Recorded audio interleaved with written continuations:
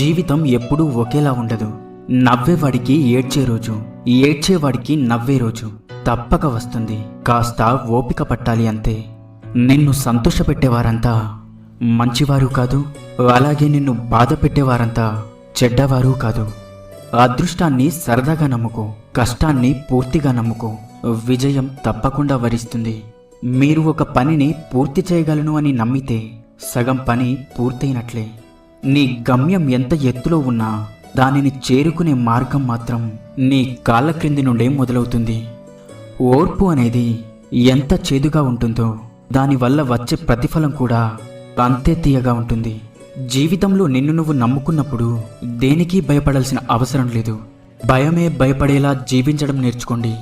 మీరంటే ఇష్టం ఉన్న వారిని ఎప్పుడూ అశ్రద్ధ చేయకండి. ఏదో ఒక రోజు మీకే అర్థమవుతుంది. చేతిలో ఉన్న వజ్రాన్ని దూరం చేసుకొని